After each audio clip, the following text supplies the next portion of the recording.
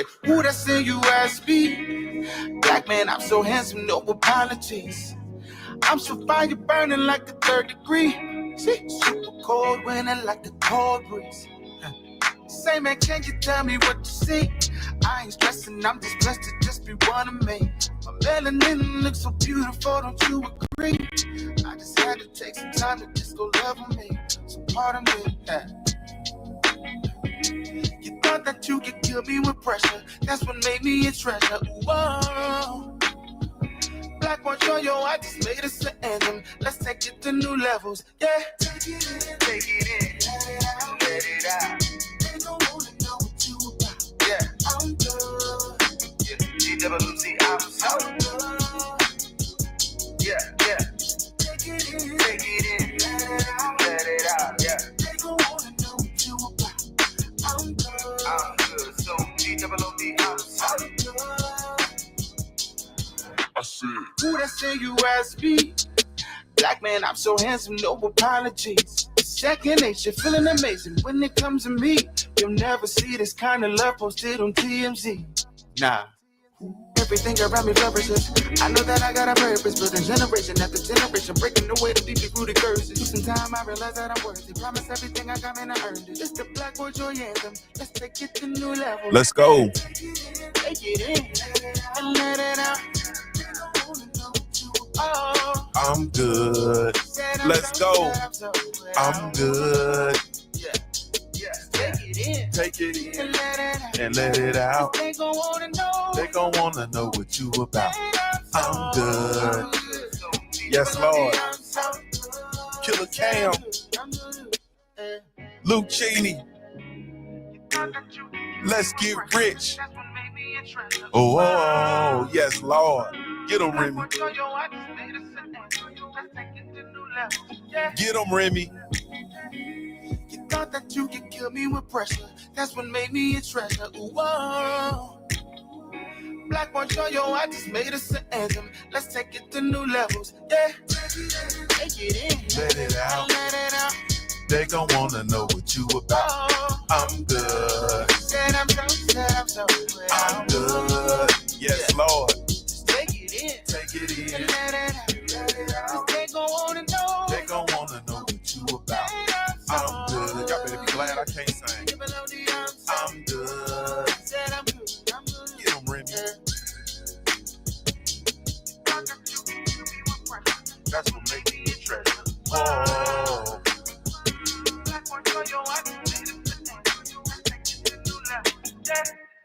Man, that boy said you thought you could kill me with pressure, but that's what made me a treasure. You can't hurt me. I'm a machine. What's up with it, family? What's the damn deal, man? This is Junior the Truth, and this is indeed your Black Coffee Club live, man. Man, salute to you all.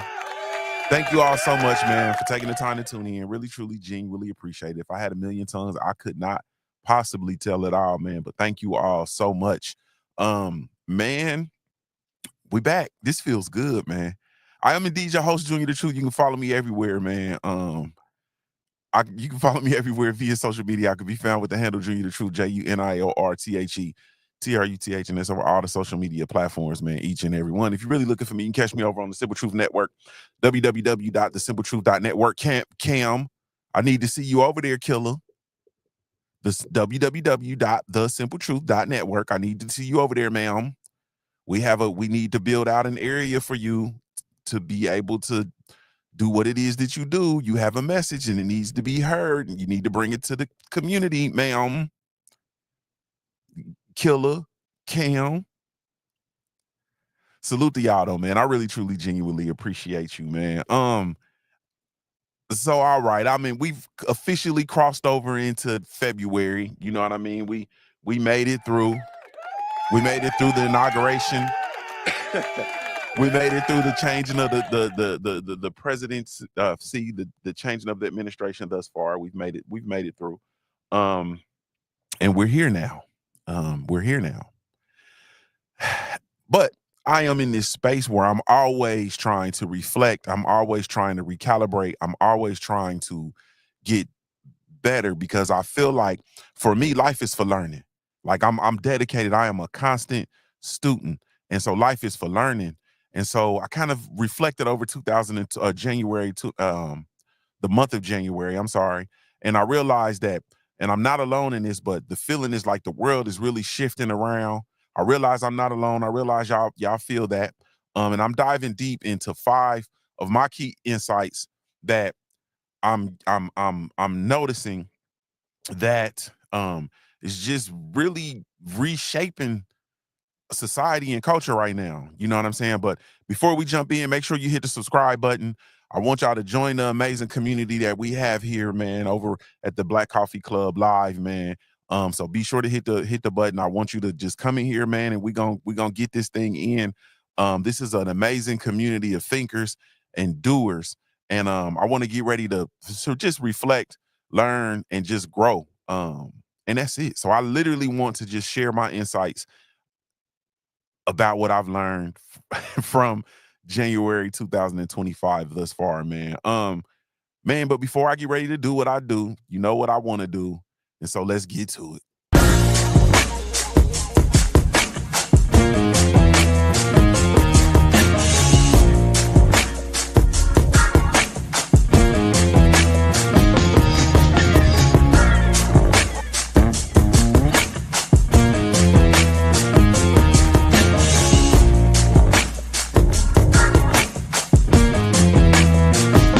One, two, I've hustled harder than most.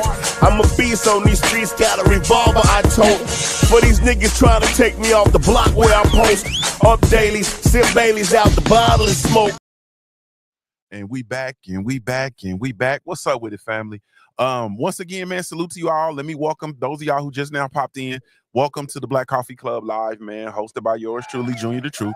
The Black Coffee Club Live is your space for self-mastery, personal development, and those vital cultural conversations that affect our everyday lives.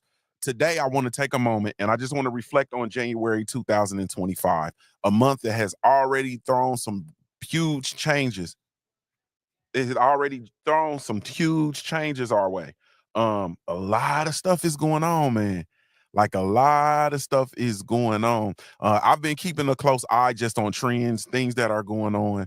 A lot of events unfolding across the nation, dramatic political shifts, the rethinking of our education systems and educational strategies, workplace, housing. Like these are all things that like literally affect us every day. In this show, I'm going to share 5 of my key insights from January 2025 that have shaped are currently shaping my perspective. These insights they're not headlines. There's signals of where we're heading as a society, in my opinion. And I think they have a profound impact on how we live our lives, how we work, how we interact with others. So without further ado, I don't want to belabor the point. Plus, I got to be fast like Flash because I got a dash and I'm getting in here late today. So apologies. You know what I'm saying? My children have been sick for the better part of the for last week. So they were, out of school and, so we're getting them back moving and grooving. But before I do all of that and I jump in, let me show y'all love. Salute to the homie Lucchini. What's good with you, family? Salute to you. Yes, indeed. Killer Cam in the building. What's up with you, Killer Cam? My brother Boxing and Barbecue in the building. What's good with you, family? Salute to you. Let me see the Jab Jamboree Act. What's up with you, Big Act? Salute to you, family. Salute to my sister Fleur Detrice. What's up with it, Treese? Treese, I got a BCU package, and I'm scared to open it. I ain't gonna hold you. Like I'm scared to open it. You feel me? I don't feel like Treese. I don't feel like crying today. I'm finna tell you the truth. I don't even feel like crying today. I feel like being rough and tumble. You feel me? I feel like being rough and tumble today. You know what I'm saying? I feel like being rough and tumble. I feel like being wild ass Indian. I don't want to be emotional. But anyway, so my brother Boxing and Barbecue said it's gonna be a long next 6 years, man. Pace yourself.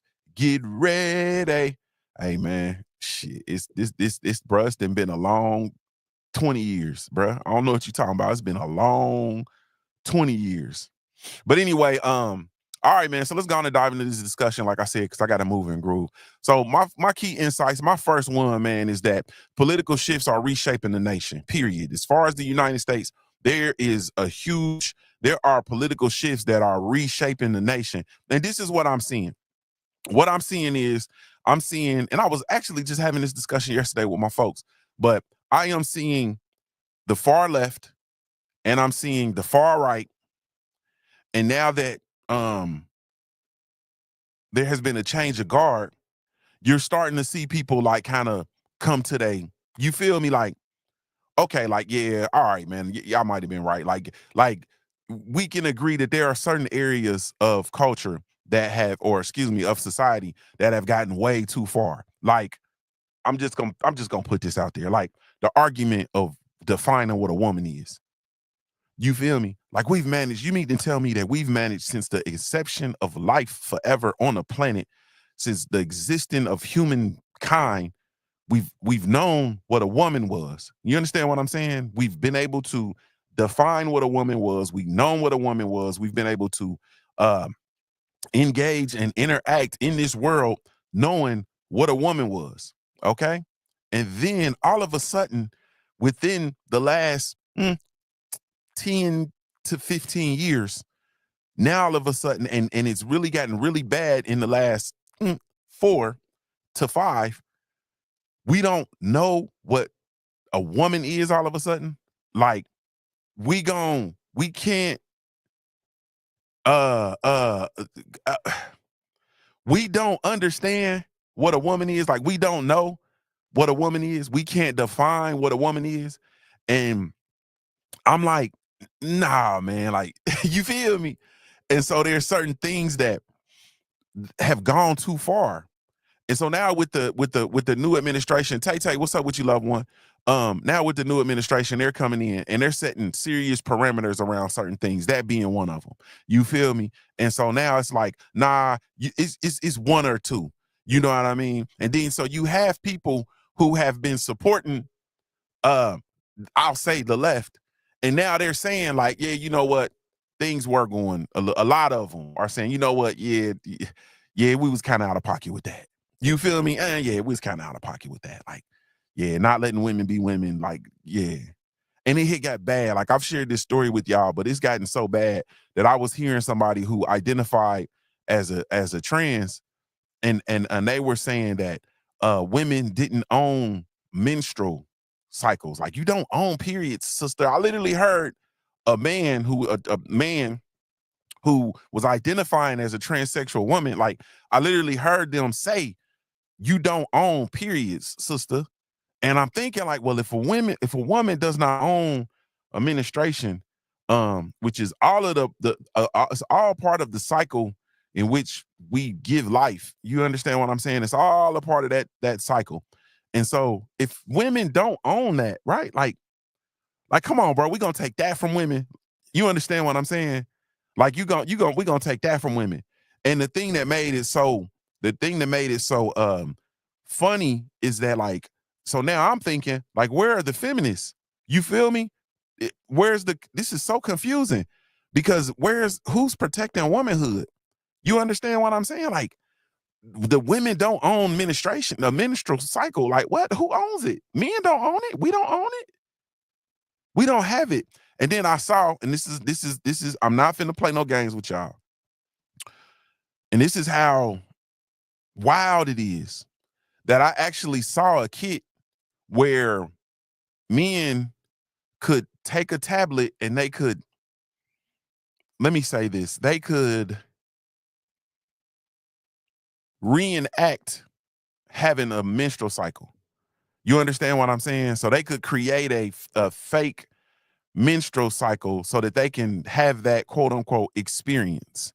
You feel me? So it's a tablet, and they, just stick the tablet somewhere, and then the tablet. I literally saw this. You feel me? Like I literally saw this, and I'm like, wow. Nah, man, no. So like, yeah, we went too far, and that's just one example, but we went like entirely too far off the rails. You feel me? Like we went entirely too far. Another thing that I'm seeing people look at is like, with the immigration, like, nah, we kind of went too far, man. Like immigration, like You know what I mean? We had like there's a process set in place for people to immigrate into the country. Checks and balances. You feel me? Like there's definitely a process, and that process has been a process for a long time, and that is with purpose. You feel me? And when we evacuate and go away from that process, like now it's kind of out of control. Like you feel me? Like when you go out in public, and I'm just keeping it real, like when you go out in public, I'm a person that when I see regular natural born Americans, I get happy. Like, I'm just finna tell you the truth. I never thought I'd be so happy to see regular white folk. You feel me? Like, I love when I go and I see regular white folk. I love when I go out and I see regular brothers and sisters. You feel me? Like, I'm just telling you the truth. And so, like, some things have gotten out of control. Like, that's just the truth. There's some things that are kind of like, okay, man, that's a little over the, you feel me? We didn't went a little far. And you're right, we could have tightened that up. You see what I'm saying? And so what we're doing now is we're seeing a political shift. Like there's a political shift. My first sight is on the political area. With Donald Trump returning to the White House and Republicans holding the majorities in Congress, we're witnessing significant political shifts. These changes aren't just political rhetoric. They're impacting legislation, and they are impacting the way that we do our lives, the way our lives are being lived. You feel me? They're impacting governance, legislation, and our everyday life, period. You know what I'm saying? One thing that I'm seeing, and now that there's this big thing, right? And I seen this thing where now these groups and these ethnic groups, and this is the stuff that pisses me off. I'm gonna keep it a whole cold brick with y'all. So now these different ethnic groups that are being impacted by the deportations, right?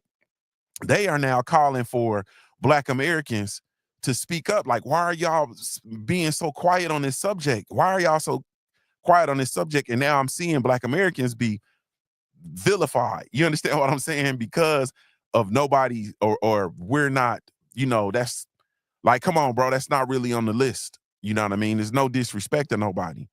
But all of these other ethnic groups are always quiet when it comes to the conditions of us. Like, you feel me? And so man, hey man, I don't like, come on, cuz. But this is the stuff that's impacting us. You know what I mean? And basically what this means with the political shift is it means we can expect a reorientation of policies on issues from healthcare to national security to just all across the board. You know what I mean? I have to ask myself, how do these political shifts impact, or you got to ask yourself, how do these political shifts impact your rights, your community, and your future? Is it for the better or is it for the worse? One thing I'm going to tell you the truth. One of the things that have been impacted in my life, in my area, is just the oversaturation of people. Like, it is not supposed to be that many people where I am. You feel me? The infrastructure of where I live, my area, is not meant to accommodate so many people. So what you notice is the tightening of resources. You notice everything being crowded. Have y'all noticed that lately? Everywhere you go, every time you go somewhere, it's crowded. You feel me? Like, everything is crowded. When you go to the store, there's things that the shelves are bare. Like, there's just certain things, the energy, you starting to have brownouts. You know what I'm saying? You're starting to have power glitches. You're starting to have, things that are going on. So that's one thing that I've noticed is, my area, it's always traffic jams and there's already accidents. And usually, like I told you all, we usually have 2, and now it's like 2 to 3 fatal accidents per week in my area, where there's the highway shut down. It's been a casualty, you know what I mean, on a highway. Like, we have a lot of car accidents. Like, there are a lot of car accidents. But anyway, so these are the things that, you know what I'm saying, I'm just noticing about where we have been in the past recent years. My action tip to you all is to just stay informed from multiple sources and engage in conversations that challenge your views while grounding yourself in the facts. You know what I'm saying? Don't just talk to people, because we've gotten too comfortable talking to people that just think like us. You understand what I'm saying? That is a foolish way to conduct yourself. That is a foolish way to live your life. by talking to people who only agree with you. Like, you have to be nuts. My sister Tree says these folks just hate women. That's literally all it is. It's a cold game. Boxing and Barbecue says, I was having this conversation a few days ago. I think the left went so far left that it pushed the right to extreme right. Now they trying to take away rights for women that could literally save lives. Yeah. And that's what people do. Like, people counteract extreme with extreme. And I think that there has to be, at some point, we got to get back to human rights. Like, we got to get back to like human rights, and we have to have a level of sensibility. You feel me? Like, we have to get back to having a level of sensibility. But all right, I'm trying not to go all off on these tangents, man, because I literally gotta go. Number 2, higher education is being reevaluated. This one's near and dear to my heart because I am an educator. I am, like I told you all, I am the greatest post-secondary educator in the world. I love higher education. I have come from a career, I built out a career in higher education that, you know what I mean, I transitioned from when I decided to work for myself, you know, to launch my businesses and do them full time. But higher higher education, there's a growing disenchantment with the high costs and, frankly, the quality of traditional college education. You understand what I'm saying? College education they've run wild, man. They've run wild with the cost of college. And you have to think about what it is that you get for that cost. You understand? Think about when you go to school and you spend, you know, $150,000, $200,000 on your education, and then what are you getting for that education? Because a lot of people go through the traditional route and they get a degree, especially a degree that's not in a hard science, meaning, you know, these soft science degrees or man, I hate to. I'm not gonna do that because I'm gonna offend some people, because some of us have soft science degrees, if you will, and I don't want to offend nobody, because you know how y'all know how I get. But you go to college, you spend all of this money. The majority of us go into debt because, truthfully speaking, we have not planned for college. We have not put together a workable plan of action, and we have not saved. Like, there is no savings for a college fund. Like, that stuff is a thing of the past. That went out with what was it, with industry, you know, back when America was booming, and the automotive industry, and parents used to be able to save for children's college, and the kids come out and we have $50,000 saved for you for college. You know, that's a figment of imagination. It's a thing of the past. Now, the majority of people, especially those who come from where we come from, who do go the traditional route and go to a four-year institution, they depend on funding. They depend on federal financial aid. But the increasing cost of education has just gotten to a point where it's ballooned to it's really truly out of control. And so it has many people rethinking the conventional academic path and exploring alternative ways to acquire knowledge and skills, myself being one of them. I have a theory that if you come through high school and you decide to go to college, you should have a 100% scholarship to pay for college if you're going to go to a traditional school. If you do not have a 100% paid scholarship, then you have to think of alternate ways. Do not take your ass to a college thinking that you're going to be able to figure it out when you get there. And that is what we do all too often, especially in our communities.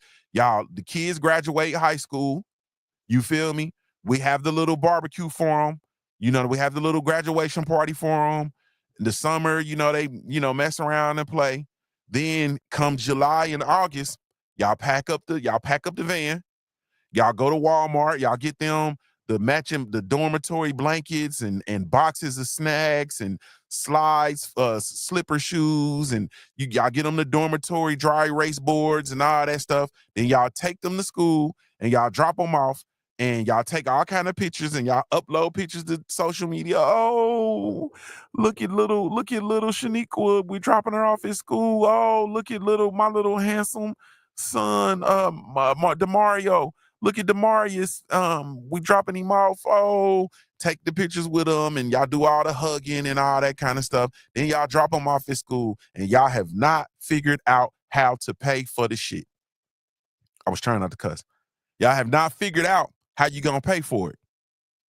Because you have, you know, some of them, you know, you get little grants or you get it figured out to pay for the first quarter. You understand what I'm saying? Which from a college's standpoint, which from the college's standpoint, you have to understand that it is a business, right? And so enrollment and getting students enrolled is a business. And so the practice and the new practice, because it used to be, remember when you used to have to qualify for college? Remember when it was difficult to get in? Now the requirements for enrollment and registration, for enrollment and acceptance have been relaxed because the idea is to get you in. But they got to get you in.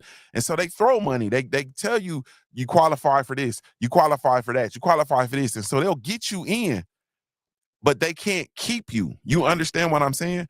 And so when you see the problems with the modern landscape of college education, and you see certain colleges have they're not growing, or things are not going well with them financially, and they're having to reshape and reshift, and they're laying off people and so on and so forth.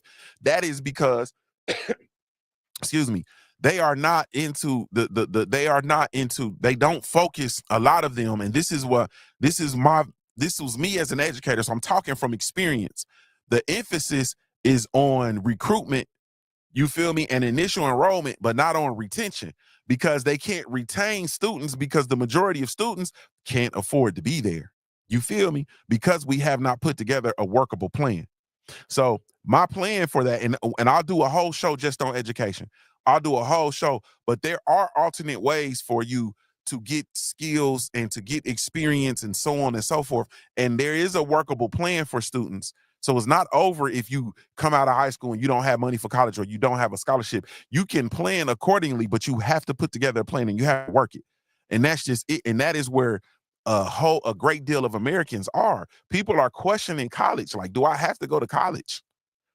What this means is more people are turning to online courses, trade schools, self-directed learning, YouTube, and they're turning to those in order to acquire skills, in order to make themselves employable.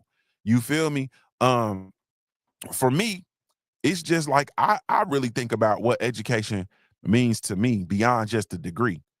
I'm all about the education and the educational process. Like I told you, I'm a lifelong student. So like I'm here to literally, I'm here to learn.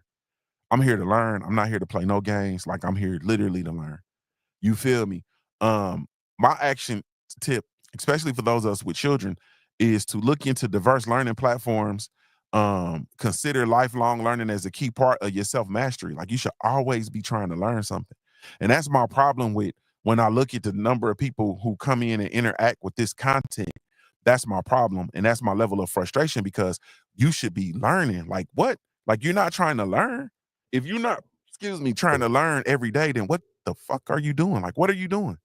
Why are you not trying to learn? Why are you not? Why? Why? I don't understand. Number 3, housing remains a critical issue. Like housing. Let's talk about housing. Across the political spectrum, there's renewed focus on easing regulations to promote construction and to address housing shortages. Housing is more than just a roof over your head. It's a critical factor in economic stability and community as well. You feel me? When housing is solidified, the communities are solidified. When the communities are solidified, then there is a boom in the economy. Like the economy is solidified. You understand? And that's like the best way I can really explain it. Expect continued debates over policy shifts that aim to balance affordability and quality when it comes to housing. How does housing affect your community or personal stability? Think about it. Those of us that own our houses, right? Or those of us that are homeowners, think about how the housing crisis affects your community. Think about empty houses that are in your community, right? Nobody wants empty houses in their neighborhood, because empty houses, what does that mean? That brings down your property value. Also, you have the concept of people not keeping up with, if somebody abandons a house or a house is empty, then people are not keeping up with the taking care of the condition of the house or the yard or so on and so forth. And then it's just so many things that are spill outs from that. It's so many things that are spill out from that. But my action tip is to just, like I say, would stay engaged in local policies and support initiatives that help create more sustainable housing solutions. I know that y'all don't know what that is. You understand? Because we're so distracted by all this other stuff. But think about getting involved with the local policies to support initiatives that aim to create sustainable housing solutions in your respective communities. Number 4, workplace culture is evolving. Salute to my brother, whatever man in the building. I see you. Workplace culture. Y'all know I talk about workplace a whole lot. The workplace culture is undergoing a transformation. Traditional 9 to 5 is giving way to more flexible hours in some remote positions. You know what I mean? Even though a lot of the remote teleworking positions are being recalled within the federal government. You know what I mean? And so I think that a lot of other um, areas of employment, a lot of other sectors will be following suit. But this evolution reflects our desire for better work-life balance and increased productivity. You feel me? Let's be clear. When you work from home, you get way more done when you work in the office. We can just keep it a cold brick. Working in the office traditionally, like having to report to a place 9 to 5 traditionally for the sake of reporting to a place 9 to 5 traditionally is a big hindrance to your productivity. You know what I'm saying? The more you see people, the more you have a propensity to distract them from working. And another big thing that kills productivity, and I believe that workplace meetings are probably 95% of the biggest productivity killers in the modern workplace. All y'all do is meet. All you do is meet. And when you meet, when are you getting the work done? You feel me? You're getting the work done when you get home, when you should be tapping in with your family, tapping in with your kids, working on on personal self-development. You should be relaxing. You should be enjoying life. Like, nah. So the traditional workplace has become a place where work-life balance is impossible.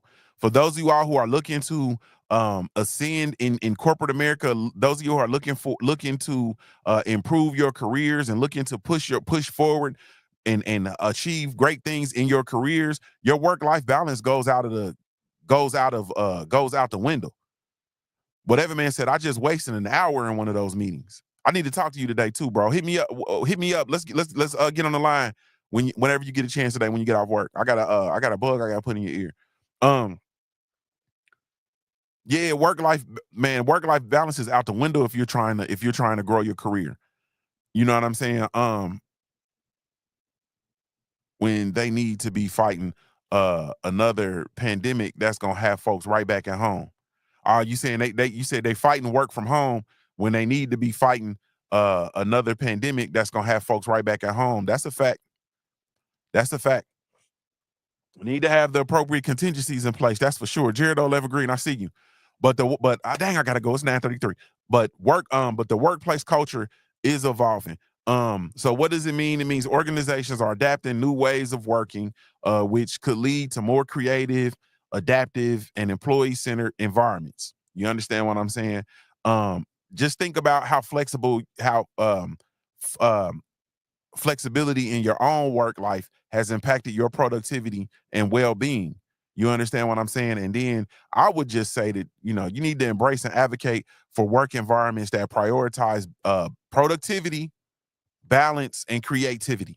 Like that's what I would do. You understand what I'm saying? Number 5, and this is the last one, social media regulation is a hot topic. Lastly, social media regulation, legislators are grappling with the challenge of ensuring online safety, especially for minors, while protecting free speech. This debate is heating up as the digital world becomes even more central to our lives. Everybody's on social media. Like, that's what we do. Soul Power, what's up with you, homie? That's what we do. What this means is we're going to be getting new laws and regulations that could significantly impact how we use social media, with implications for privacy, misinformation, and public discourse. Consider how much time you spend online, and how it shapes your perceptions and your relationships. Like I tell you all, like, you got to step away from this stuff, man, and plug into your real life. Social media is not real. This stuff is not real. This stuff is not real. It's not real. It's not real. My action tip is practice mindful digital consumption and support balanced policies that safeguard both safety and freedom. And also, man, listen to me. Monitor your kids online and what it is that they're doing. Monitor their kids online. Monitor your kids online. So my five things that I learned, once again, the areas that I focused on, like I said, was number one was political shifts are reshaping the nation. Number two was higher education is being reevaluated like a mug. Number three is housing remains a critical issue. Like, the housing crisis is for real. Number four, workplace culture is evolving.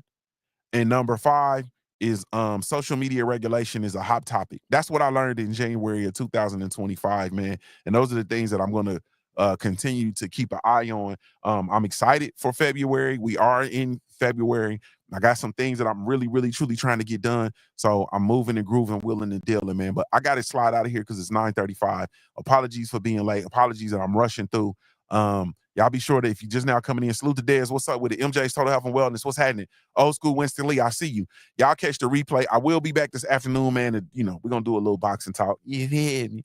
At 1:30 p.m. Eastern Standard Time. So y'all come and check out the Truth on Boxing. But, man, salute to y'all. Thank you all so much. Once again, we will continue to have these conversations. Y'all can come on over to the Simple Truth Network, www.thesimpletruth.network, and we can continue the conversation. But salute to y'all, man. I really, truly, genuinely appreciate you. If I had a million tongues, I couldn't tell it all. Shout out to everybody that shows love to the Black Gentleman Grooming Company, man. Really, truly do appreciate you. Be sure to come check us out, www.theblackgen.com.